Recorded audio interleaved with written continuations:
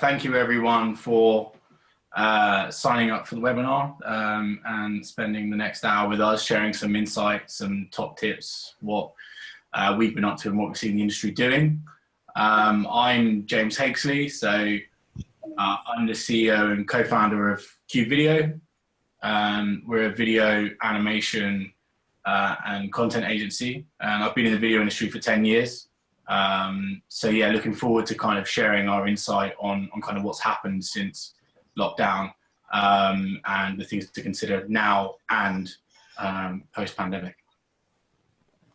And hi everyone, I'm Anastasia and I'm an account director at Cerub PR. We are a public relations agency based in High Wycombe in Buckinghamshire, and we work with companies and individuals who want to be seen as experts in their fields. We help them stand out from competition, we manage their public profile, and we also help them engage with their audience through the right content at the right time. So we're here to help you create the right content to get your business through these difficult times. It's great to also shout out the Milton Keynes Tech Fringe and Buckinghamshire Business First for the support that they've given in promoting this and support that they've been giving to all their members during this time. What we're going to be sharing is why you need a PR strategy. We're going to share some interesting statistics that might blow your mind, hopefully. What you can do now during the lockdown, what kind of topics and content you could talk about, what the right channels are for you, how to get your message right, so some tips on there on how you can do it, but also how some national companies and some local companies have also been using their profile during lockdown. We're going to share some of our top tips that you can action now and think about for later. And then, like I said, there'll be 15 minutes for a Q&A. Now, do you still need a content strategy? That's an interesting question. As you may have noticed, we're living through some really, really uncertain times. There's constantly news coming in every single day. They raise questions about the future. And perhaps this is one of the most uncertain and complex environments that businesses have had to deal with in their lifespan. Now, with the situation changing every day, you may be wondering, do I still need PR and marketing? Should I respond to the current situation somehow? Should I tell my clients, my investors, my suppliers what I'm doing to deal with everything? Should I keep, adapt, or even ditch my PR and marketing? Or can I even use this as an opportunity to actually get ahead of my competition? Now, if any of these questions have crossed your mind, you're hopefully in the right place. Now, you may think I have to say this because I work in PR, but please, please, please don't ditch the PR and marketing. It may be tempting to actually dial back on it, but there is substantial evidence out there that actually turning the tap off on any marketing activity right now may do more harm in the long term. So there's a lot of studies out there that show that brands who actually maintain their marketing activity during crisis, they actually benefit in the long term. And that is because they maintain their brand share of voice. That means that their products and their services are fresh in people's minds and they're the first thing that people actually think. Well, on the other hand, brands that disappear from the public eye risk disappearing from the mind of consumers and clients as well. So after the crisis has passed, they actually have to work double to be able to rebuild the brand awareness and be able to get back on people's minds. So with all the quarantine measures coming in and everything continuing for the foreseeable future, I mean, we still don't know how we're going to get out of this or when we're going to get out of this. We have seen mobile phone usage, social media consumption, and TV viewership going up. So James is now going to give you some really interesting numbers, which are actually going to show how people are consuming information right now. So, interestingly, there's been a lot of reports that have been shared at the moment to do with stats for what's happening since pandemic and also for stuff that was happening beforehand. So HubSpot, who are a very trusted organization, have just done a global report that was comparing the beginning of the year to then March and April. And the report stated that 76% of people are reporting that they've using their smartphone 76% more, which is a large increase. And they're also saying that 45% of their time has increased spending on their laptops, 47% increase on social media, which is huge. So there's clearly a big opportunity there. And there's a 14% increase in people listening to podcasts and a 57% increase people watching shows and films on demand on things like Netflix and YouTube.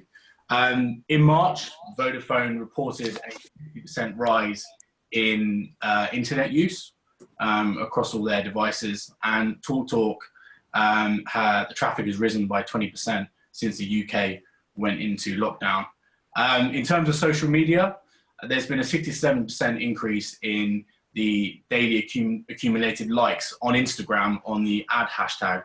So it just goes to show you that everyone is sat there scrolling on their smartphones, a bit like this.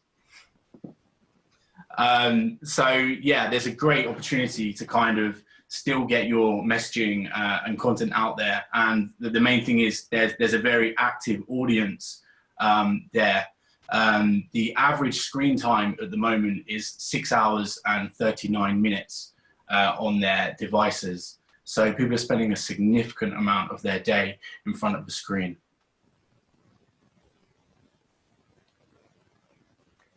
So what can you do now? The key words are content strategy. Now you may hear all the words all the time and think, hold on a minute, I don't have one of those. What is it even? But every company, no matter what industry they're in, no matter how big or small, what budget they have, they produce some kind of content to actually communicate with their audience one way or another, whether now that's through your website, through your social media channels, your newsletters. You communicate on an ongoing basis with those that matter the most to your business. So on the other hand, you might think, okay, do I just continue as I was? How do I communicate with people in a way that appeals to them when it's not business as usual? Now, the type we're actually seeing a lot of businesses producing is changing. So it's really important to ensure that the type of content that you produce is right and actually communicates what you're doing right now and in a way that your audience is going to find relatable. And the first thing to do that is getting your message right.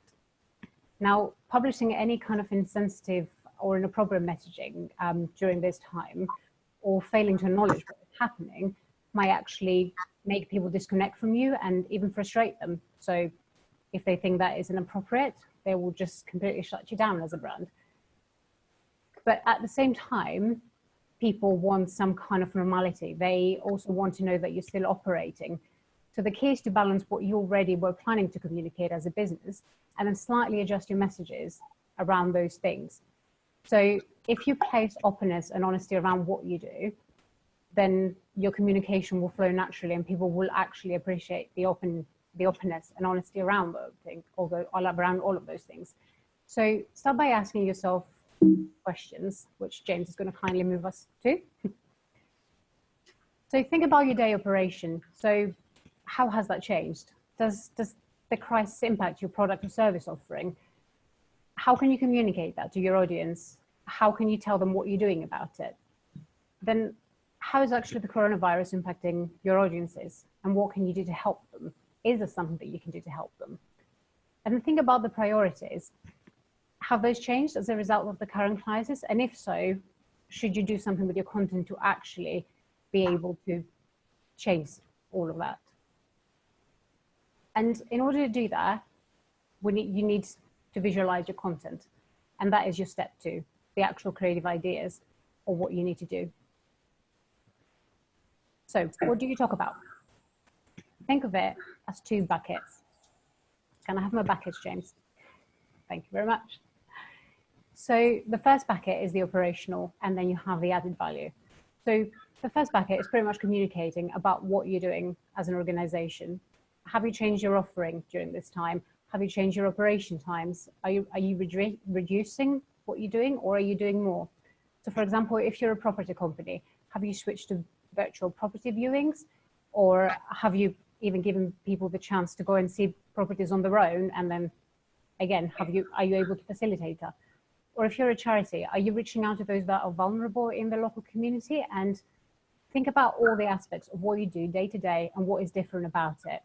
But remember, just be transparent about any changes. So if, for example, you've had to change suppliers because you can't access your normal suppliers, you need to tell people and you need to tell them why you're doing it and how is it impacting what they're buying from you.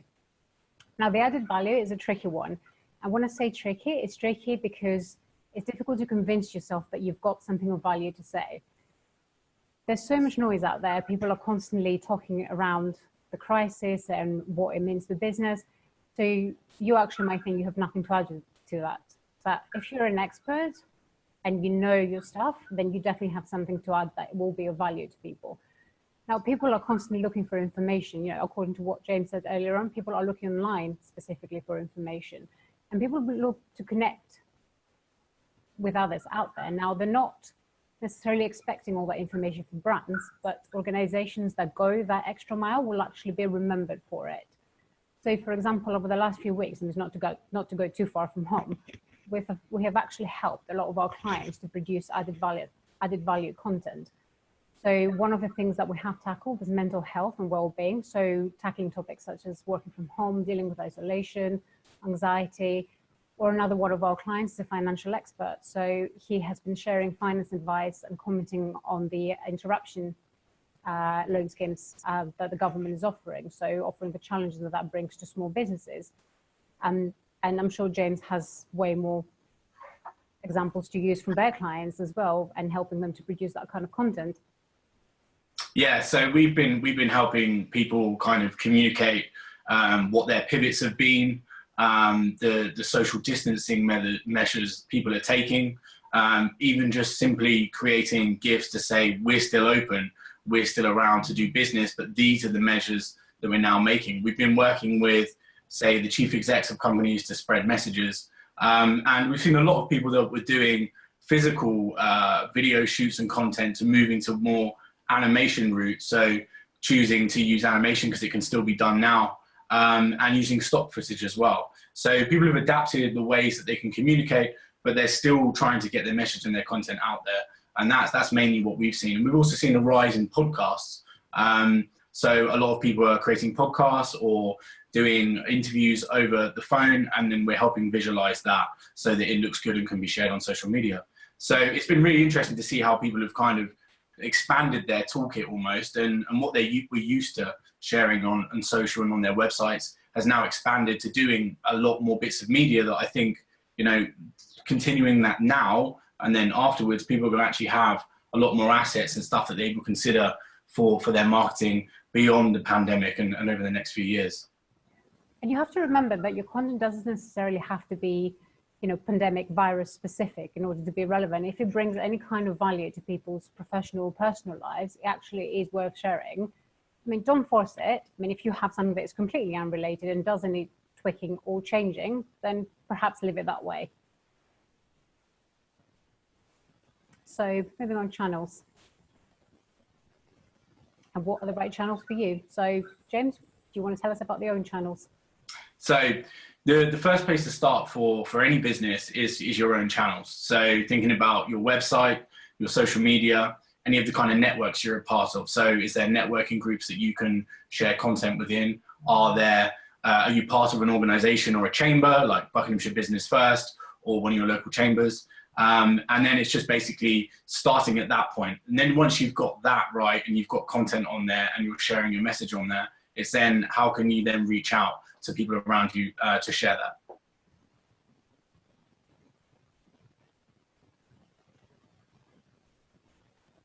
Now the media. You may think this is not the right time. There's so much out there, but actually now it's a really great time to approach the media with your story. First of all, a lot of the national media and newspapers and broadcast media, they're actually really supportive of businesses and of businesses that are actually diversifying to work through this crisis. And journalists are specifically looking for stories of companies that are doing just that, surviving through the crisis, or perhaps businesses that have changed to help the NHS or the local communities. And don't forget, they're also still looking for feel-good stories. I mean, one of our companies that we are actually working with, they got shortlisted for a national marketing award, and they were in the local newspaper last week. Special shout out to Uprise App. Congratulations, guys.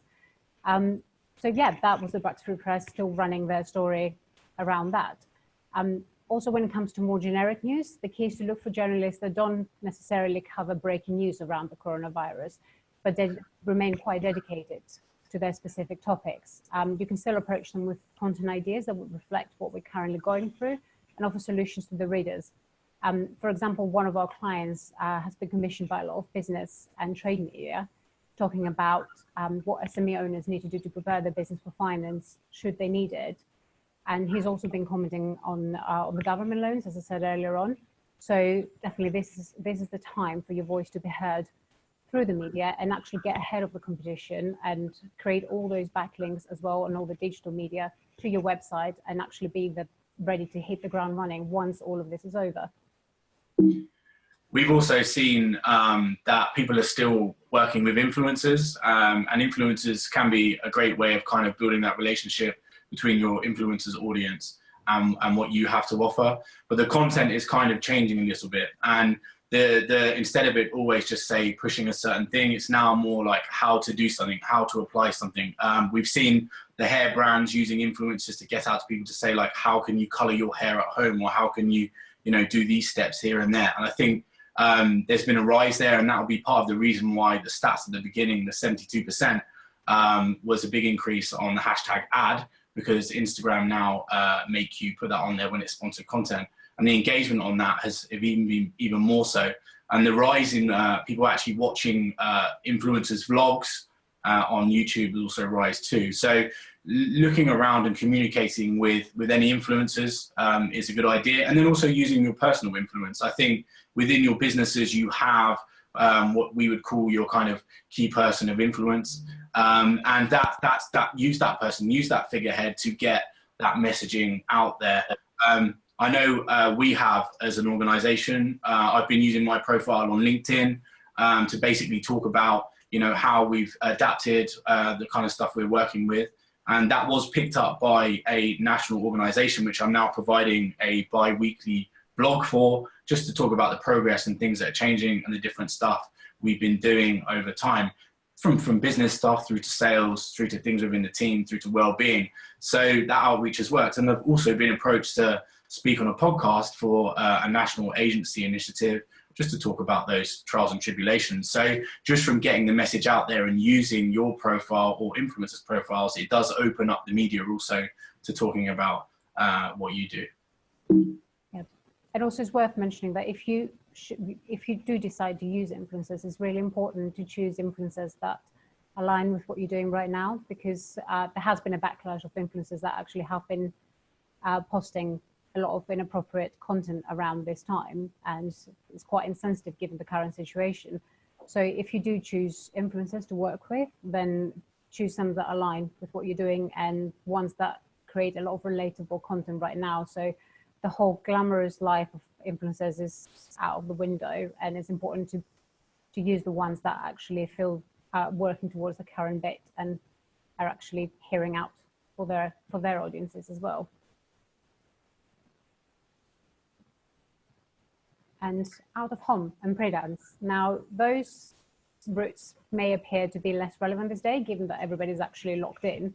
But actually, a number of brands have used those, because this is space that would have already been booked beforehand. So, I mean, just think about all the Blue London landmarks, all the Club for Our Carers campaigns that are flooding the social media feeds as well. So that is a great example of content that is going further.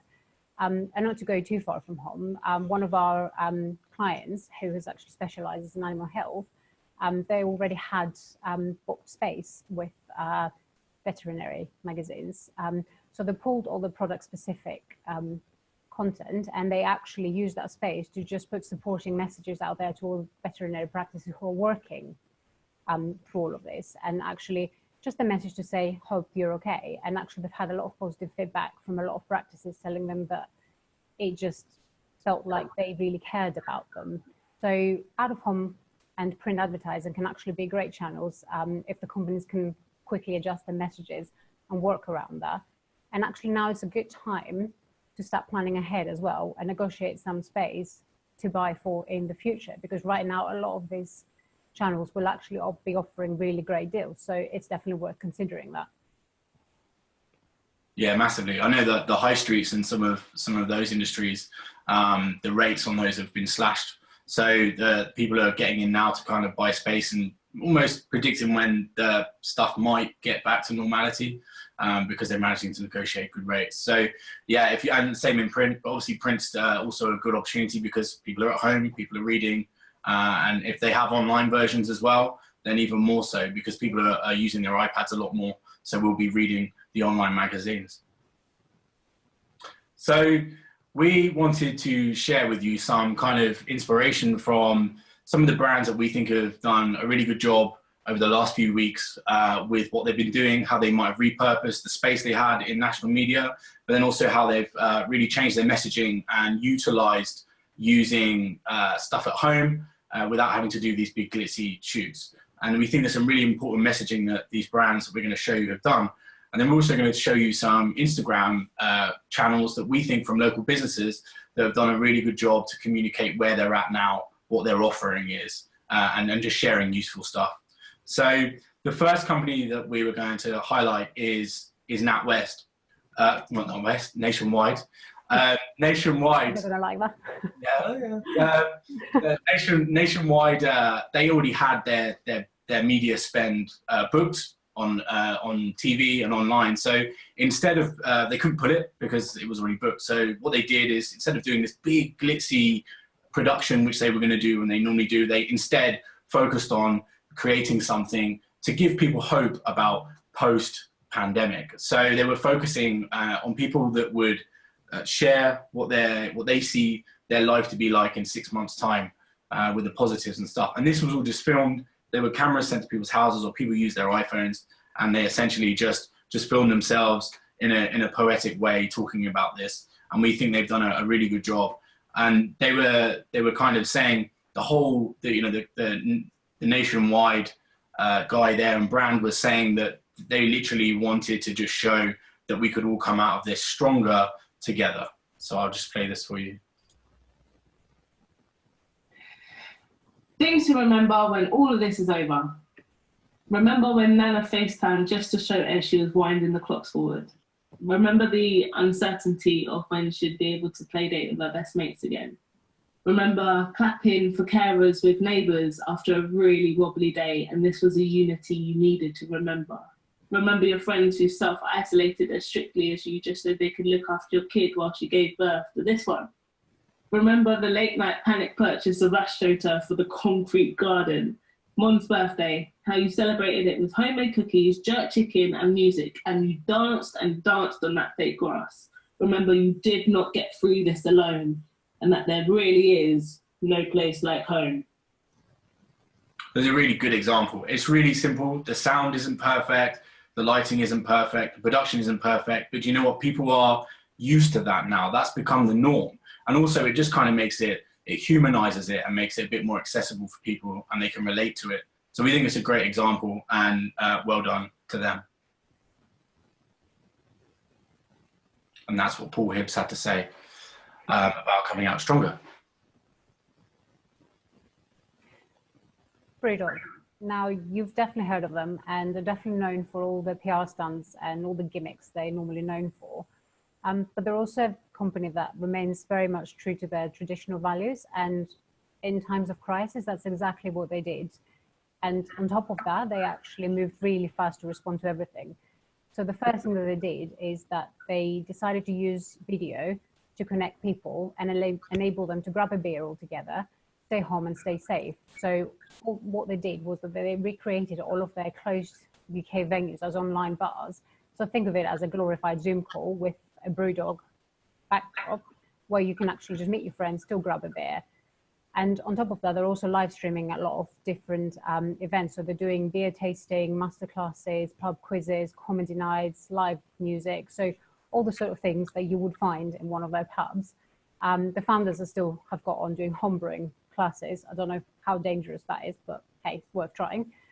But that is actually the founder of the company doing it. So they're actively really involved. So another of the things that they did is that they changed how you can access the product. So even though they're stocked in most big supermarkets, they wanted to make sure that people can still access them. So they did a hot drop click and collect service and also home delivery, introducing a minimum contact drive-through. And they were actually really good at communicating that through all of their social media, so people could easily understand how they can access the products. Then they went on to create Purpose. So they used their equipment to actually produce hand sanitizer for the NHS. And actually, when they messed it up the first time round and they were rejected because it didn't meet clinical standards, they were actually really transparent about it. They were really open and they said, okay, we messed up. How can we work with the NHS to make this work for them? So because of that, they were featured in all major newspapers and also their local press, on social media. People were actually really positive towards them. So that is a great example of a business that has used multiple channels, slightly adjusted all of their content, and just got massive publicity on the back of that. So I think we're just going to show you a quick snippet of the video. But basically, everyone's on the Zoom call. What is a truly amazing team, full of energy and ideas. I've been one of the few who's been able to go to the brewery and help out packing all the hand sanitizer for the NHS and charities around Aberdeen. It's been real nice to feel as though I'm doing something for the community. This would be my 8th AGM, I think, so really gutted it's not happening this year, but glad that we're making the best of it. This would be my 3rd AGM, and I really miss being together with the team and all the kind of excitement and slightly sick feeling you get just before the doors open. Yeah, it's just great to be in a room full of so much love that's out there. My favourite. So as you can see, again, the production doesn't have to be perfect. It varies a lot, but it's just profiling the people that are involved, and it is showing the different backdrops and surroundings and stuff that, again, we can all relate to, being in the garden, being in front of the bookcase, being in the lounge. So we think they've done a really good job. And the fact that they're also helping provide hand sanitizer and using their facilities and their brand for good is definitely a positive thing. So the next example is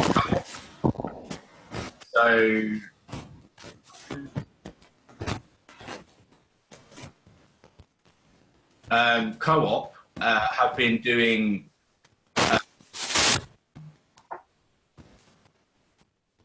sorry, let me just where that's coming from. That's okay, it's all clear. So Co-op, again, they had the media spend booked. They were utilizing their YouTube channel, and they decided to use their airtime and what they could to kind of put it towards a charitable cause. So Fair Share was one they chose to profile, and they used the employees and staff from all the different backdrops from where they're working to create this advert. Usually this would have been an Easter egg advert to try and sell Easter eggs in the shops and promotions, but instead they decided to use it to be positive for the business and charities that they're supporting. What I really like about it, it has what people relate to, like dogs climbing on you, can you hear me? Can you hear me? And all that kind of stuff. So we'll just play that one now.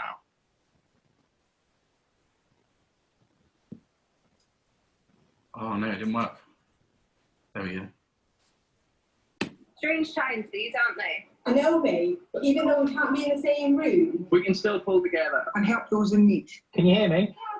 We want to get behind Fair Share, The food charity. and Sorry, you go. we're making it easy. For us all to do our bit. To be a local hero. Co-op have pledged £1.5 million worth of food to kick it off. You can donate money in store today. Or by texting meals. To 70490 to give a tenner. Because even though we're apart, We can still help each other out. Yeah, really good. I'm with the call to action at the end as well. But yeah, it's very relatable. We've all been there. And you know, you straight away feel synergy with the brand. So again, well done to them. So now we want to kind of look at some local examples of industries that have pivoted really well and are using their platforms and brand positively. So the first one we're going to talk about is FitLife. So FitLife is a Buckinghamshire-based gym. They won new business last year at the Buckinghamshire Business Awards, and they've done a really good job at just promoting health and fitness. Health and fitness as a industry has done really well since the lockdown. They've really taken on the kind of online training, the advice, nutrition, and just mental health, well-being all combined. Something that I just wanted to point out here that I've seen a lot of brands haven't done so far is how they've updated their bio on their Instagram account. So this could apply on Instagram, YouTube, Facebook, Twitter, on your website. They're open to, they're telling you that they're obviously not, the gym's not open, but they're providing positivity and fitness, and they're trying to help people through mental health. So that's a really good thing. So if you haven't done that, have a look, because it might be that you've got some services or some wording in your bio that isn't necessarily going to relate to people right now. I know we prioritized the order in which ours was placed, so that kind of animation and post-production moved towards the front of the sentence, just so that people would see that first. The other thing they've done is they've kind of introduced different media. So they're using images, they're using videos. They have a podcast series as well, where they're talking about stuff and health and well-being, which is really positive. They're using it to kind of profile when their gym is open online and when the classes are running. And also they've got involved in some of the national trending challenges, a bit like the 2.6 challenge, where people run the distance and donate. And there was another one, which was the Run 5, Donate 5, Nominate 5. So a lot of the fitness brands have got involved in this, and these things have gone massively viral. And not to mention, obviously, Captain Tom, whose birthday was today, who raised £30 million essentially through social media, and obviously doing the walking and the way it's profiled in the media. So these challenges and getting involved in these things, if you can, and it relates to your industry, it's a great thing to get involved in.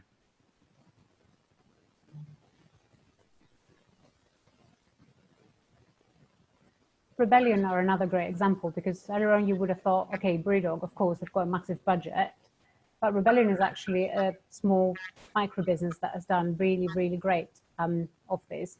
They actually moved really quickly to change their offering, and then they also follow through with really great content through their Instagram page. They've introduced a lot of different media, so they're using images, videos behind the scene production, how they've changed their offering, what their opening hours, how their drive-through is working. So they're using content to pretty much do the operational backing that we're talking about, and the added value as well. So for example, they've got the NHS beer map that they've created, and they're just a small business, but they have actually put a lot of effort to show what they're doing, how they're responding, how people can still access them, and actually what they're doing to make it work for others. And they're actually really good at making it work aesthetically as well, because as you can see, the tiles actually on their Instagram account, they're working really well visually. So it's both operational and also visually pleasing. And also it's worth mentioning that this is a small business that is actually working flat out. So, I mean, I know I've actually got people that work there that I know them, that are friends of mine, and they are actually busy. They're working 24/7 around the clock to make sure it's still working. So it's a small business that is really putting the effort in to communicate with people right now. Yeah, and it's great to see. And then kind of,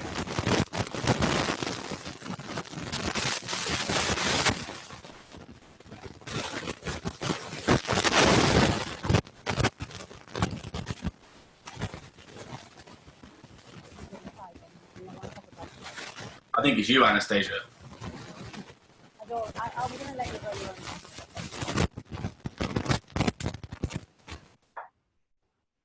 So yeah, sorry about that. So I wanted to also show the kind of activity that we've been doing, because we've kind of planned out what we've been doing on our social channels and all our channels online, just to kind of show you the different aspects we've done as a business. So first of all, what we did is we wanted to make everyone aware that we were still open for business and that we could still help people communicate. I did a video that kind of announced that our new measures with kind of remote working, the services that we could provide, and kind of how we can still help. Like I said, that was picked up by a organization which I'm now doing a bi-weekly vlog for. So that went down really well, and it just reassured our clients that we were prepared for what was coming. Our products and services, obviously we had to adapt those to a lot of physical shoots, and they've had to be postponed. So we kind of focused on the services that we could provide. So we've made kind of mini adverts for kind of those services, just to let people know that we can still help them. We do a monthly episode as well, called Cube Life. This episode kind of showed you the journey to where lockdown happened. So we kind of played with it a little bit, and it just kind of went from doing lots of shoots and animation to then just us on like a Zoom call. And we used the Zoom call as part of the video to then everyone kind of saying bits in the script, and it worked really well. But something that I think that's been really good that we've done is we've created a series called Boring Made Epic. So this was something that was born out of us planning more social content during lockdown, and we actually challenged every person in the business to create a video in their household on an object. So it could be a TV, it could be a washing machine, a lawnmower, or making coffee. And our job was to try and make that look epic. And it's just using the tools we had. So it could be a professional camera or an iPhone. And then we've edited it using those as well, just to kind of show you the different styles and stuff you can create and what is you can do with the capabilities in your pocket, but also if you have a camera as well. So we felt like that's been really positive to just kind of inspire people to show, you've just got an iPhone, you could do this. So that's been really good. And then we also adapted our bio to kind of prioritize the services that we could push during lockdown. And then we're doing a lot of planning for what we can do post-pandemic. So wanted to just kind of share what we think are our kind of top tips, essentially, to take away with, to then kind of focus on now. So the main thing is to kind of make sure that your channels are updated and you've got everything on there that's correct. So just go away, double check all the bios on your social platforms. We've introduced a header on our website, and I've seen a lot of big companies have done that as well. We're just kind of, you could click on it, gives you some reassurance. It tells you the kind of stuff or measures that we've taken to kind of protect our staff, but also to kind of just outline the services that are still available. It's surprising how many businesses still haven't updated these things, but it's just important that it's correct. The other thing is to kind of create a plan. So for content, so there's no reason why you still can't create content or share content. Now, my advice is to try and systemize that and create kind of a schedule instead of it being an ad hoc approach. Now, if you decide that you want to post once a week, just try and commit to posting once a week. Decide the platforms that you think are best based on your channels and your media, and then stick to that. A top tip here, which I'm still seeing brands doing as well, don't post at 5 o'clock because everyone's going to be watching the government update. So make sure it's kind of the best times to post are about 8 in the morning, 11 a.m. And just after lunch. Have been getting the best engagement from us. The platforms that have worked really well for us have been Instagram and LinkedIn. LinkedIn especially, we've been getting about 5,500 views per post. So there's been a lot of traction on that because a lot of people are commenting more. So there was a stat that LinkedIn released saying that 52% more interaction between people on comments and direct messaging on LinkedIn because people have more time. So to take advantage of that. Create new content that you think is topical for now, but also think about repurposing content. You don't have to always create stuff from scratch. You might have a blog or an article that you've posted or a case study or a PDF of something that you posted in the last 6 months you still want to shout about. Repurpose that and reuse it because it's likely that your audience might not have seen it.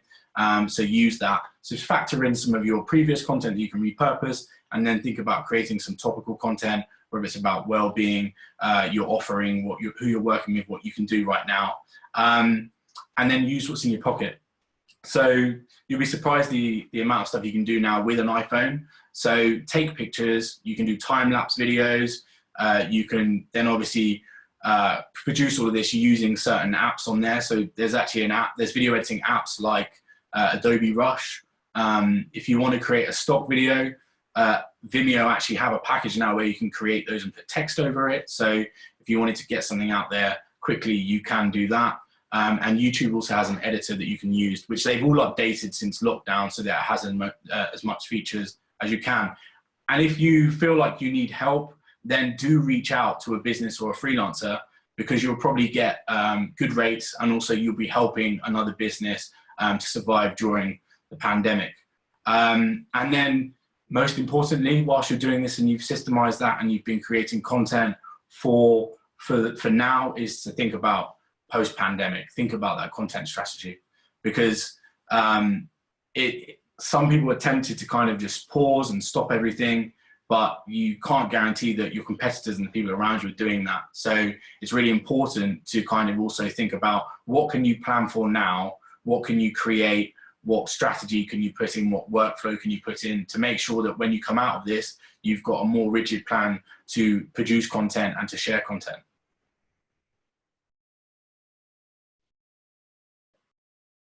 So I think they are kind of the main tips, and I think, yeah, just kind of just get out there and kind of create stuff and share stuff, and hopefully some of the businesses that we've profiled will help inspire you in some of that stuff, whether it's through design, the kind of content they're sharing, doing a podcast, using stock videos, but also realizing that everything doesn't have to be a massive budget. And the main thing here to take away is to just create content, because at the moment there's a massive opportunity on social media and for eyeballs, because everyone is sat there scrolling. So yeah, just take advantage of that. Interesting question from Matt Fowler about actually, which is a great question that we keep getting asked from clients as well, and it's about whether there's a risk of sending out too much content and what is the ratio between selling yourself and putting out interesting third-party content. Now that is something that you will only know with what you do as your business. So obviously what you don't want to do is keep bombarding people with what you're doing. So I'd say keep it to a good ratio of telling people what you're doing. So going back to that operational thing, and just do the basic minimum things of updating your profiles and your bios and your website. So just put out a statement telling people what you're doing. And when it comes to actually content, a good rule of thumb is posting on Facebook perhaps once a day, and then that depends whether you've got organic or boosted posts as well. Then on Instagram, again, daily consumption works really well, we have found. And then in terms of updating your website, in terms of blog posts, perhaps uploading a blog post every other week, or even once a month. I mean, right now it would be good if you could do it weekly, if you can do it, but then that is a good kind of guide as to how much you should be actually updating things. If it feels like it's too much, then it's probably too much. But if you feel like you're actually adding value to people and what you're saying people will find useful, then people will probably find it useful. And then the next question is about stock videos. That's definitely one for you, James. Yeah, so there's a question here about best practice as well for doing a piece to camera. The main thing here is good light. So you want to have good lighting. So if you can sit near a window, that can act as kind of a softbox, and then that will just give you natural light. And then it's just considering kind of surroundings and making sure that maybe that the sound is good. So if you're able to shut a door, make sure that there's no noise around you. Just try and keep it as calm as you can. The other thing is you could think about, just preparing a few points that you in your head, just to make sure that when you go on camera, you know what you're going to cover. And then, yeah, it's practice makes perfect as well. And just projecting that and then kind of looking at it and then just doing that. So I've actually been producing stuff here with my iPhone and with a camera, just kind of talking directly into it. And around 60 seconds to 2 minutes, you can kind of remember most things. And then, yeah, if you can put any visuals over the top of it, then that helps as well. Matt's asked a question about sending out too much content. What's the ratio between selling yourself and putting out interesting third-party content?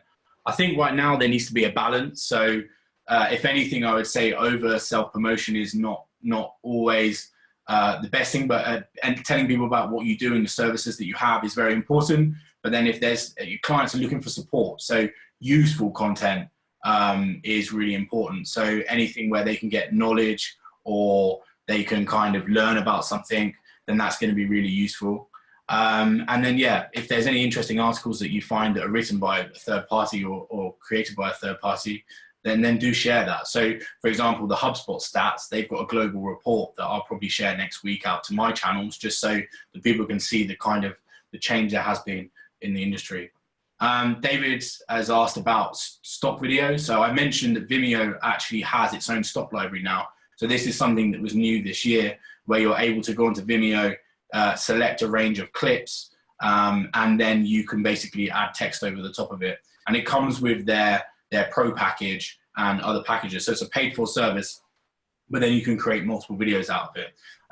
There are also free stock libraries as well, which you can look at online, which we do use as well. So you can kind of scroll some of those. There's one called Pexel, which people use a lot, and you can find stuff on there and just have a look around. So that could be imagery or video.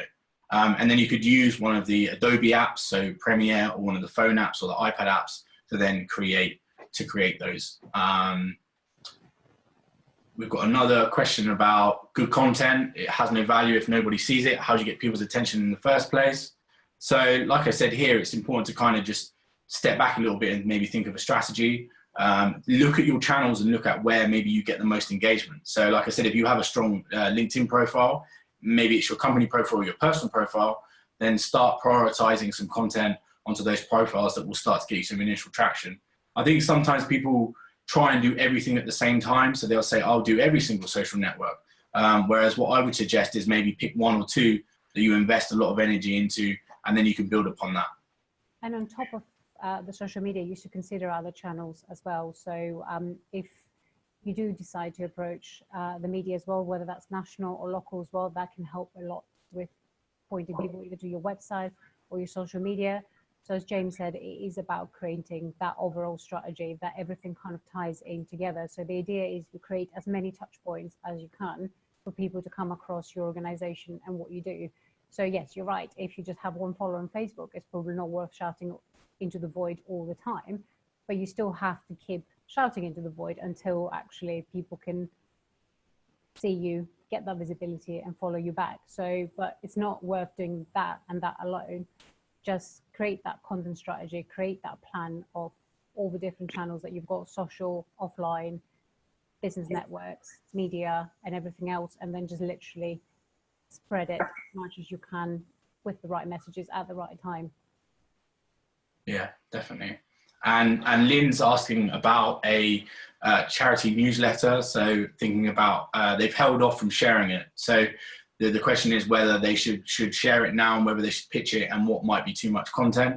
So yeah, it very much depends. So when it comes to content with newsletters, something that we actually do a lot of work on with our clients. And when it comes to newsletters, it very much depends how much content we're actually talking about. There's nothing wrong with, you know, sharing mixed bag of messages in terms of positive and negative, which is not necessarily negative. It's just how you decide to communicate. So it's all about how you do those messages and what you include in that newsletter. So if you end up sending a newsletter that is just going to be, you know, 3 pages long, then yeah, perhaps you should consider about turning that into 3 newsletters and just spreading it over more weeks, and then perhaps looking at some of that content and putting it across your social as well. Some of the content might actually work better as a blog post rather than being inserted in a newsletter, or it might work better as a video on your Facebook page or your Instagram. So you might just actually want to communicate that through there, but literally just standing in front of the camera and doing a video. So it very much depends on how much content we're talking about. But yeah, it's definitely worth just kind of looking at that and then just seeing where it's better suited. But yeah, there's nothing wrong with just sharing various different messages in one newsletter, because after all, that's what newsletters are. They're like news flashes of loads of different stories that relate to the organization. Yeah, and if it helps, Lynn, we actually shared a newsletter a couple of weeks into lockdown, and it had larger open rates than previously. So it's also a good opportunity because people are actually spending more time opening emails and looking in their inboxes. So take advantage of that. But yeah, it's just having just a few articles on there would really help. And it's something we keep up. So we're going to send out another one next week as well. Another question here is about social media. So yeah, social media platforms and how to target families with children. Facebook's probably a good one for that. And Instagram, because they kind of use the same sets of data, and you can obviously do quite targeted reach there by choosing those kind of things if you wanted to put some spend behind it. But then yeah, also into kind of groups, community groups and stuff like that could be another way of looking at it on Facebook. Also, it's also worth looking at things like Mumsnet, because that is actually giving you a really good beat into what people are doing right now. So that will help you inform your activities. So they have a lot of hot trends and hot topics on there. So they're actually talking about where they're sharing information, how they're sharing information with each other. So is also worth looking into on there to find out what people are talking about and what is it that they're using. But yeah, as James said, Instagram and Facebook tend to be the best platforms. Actually, we are working with, well, actually the nursery, so the younger children right now, but the two main platforms that we are using for them are Facebook and Instagram. And also we're using influencers to get targeting. So it depends on what you're trying to achieve when you're targeting the families with the children at primary school. So yeah, I think mostly Facebook, Instagram, but then if it's worth talking to influencers, so a lot of mummy bloggers, daddy bloggers as well, that they can be a good outlet for you. Yeah, and Brent mentioned social media as well. And yeah, using a scheduling tool for your social media is always a great idea. So we have used Buffer and we use Hootsuite. So Hootsuite tends to be the go-to one. It has got a really good dashboard. And then what we do is we actually create a planner. So that could be like a spreadsheet, or you can do it in a doc, and you then plan out your week. We then transfer that into Hootsuite, and we pick the channels that we're going to target at, and then schedule that. And like I said, pick those kind of time, the best time to kind of communicate to people with. So in the morning, 8 a.m., 11 a.m., and about 3 p.m. are great times to do that. But then that takes away some of the hassle than having to physically post it every day. The only thing I would say is obviously right now, things are changing quite fastly and new news comes out. So all I would say is maybe do it in one, look at it weekly. Some companies before lockdown would be doing it monthly, but the risk you have there is then if you haven't gone and checked the content, there could be something going out that isn't sensitive to what the kind of situation is. So yeah, look at it weekly and review it. We then also do a monthly review internally just to kind of see what content is working. And then we'll prioritize and then test out some new stuff for the following month to just have a report of exactly how well stuff's doing. And you can get those stats out of those scheduling platforms, but also natively within the platform. So LinkedIn gives you very good statistics, especially when you share content or a video. It will tell you kind of who's looked at it, the companies that have looked at it, where they're from, their industry, their job title. So all that is very useful information to work out whether you are actually targeting the right kind of people. And that's free. So yeah, definitely utilize that. And Instagram has the same and Facebook has the same as well. So yeah, just have a look at all those different platforms and just learn about the statistics. And that also leads on to a question from Roy about ROI. Which is something that we get constantly asked about in PR. And I mean, there's a very complex answer to that, and there's a very simple answer. The complex answer will probably need another webinar, so we're just going to go with the more simple answer. And that is looking at quantitative and qualitative data. So quantitative is looking at what channels you've used, and then just looking at the hard statistics. So looking at social media analytics, website traffic, and everything in between that you can get your hands on in terms of numbers and whether people are actually engaging with that content. So number of engagements, number of responses to your call to action. So it's just looking at that data. Then you're looking at more qualitative things such as anecdotal evidence, what people are talking about, what you're hearing from your customers, word of mouth. So it's literally looking at those two things and then just deciding where you should spend more of your resources and time. Yeah, definitely. So yeah, that kind of wraps up our session. Thank you for everyone for joining us. We appreciate for you spending the time with us in the last hour, and thank you for your interaction with the questions. We hope that there's been some useful knowledge in there and stuff to take away from this and some action points. If you need any help from any of us, just reach out to us. You can email us or give us a call or send us a message on Instagram, for example. And we'll be back here. We're willing to help, and we're offering, we're happy to help local businesses as well. So if you need to have a 30-minute call with me, then just let me know and we can kind of throw around some ideas on stuff that you could do yourselves, and also maybe some support that we can give you. And I'm sure that's the same for you, Anastasia.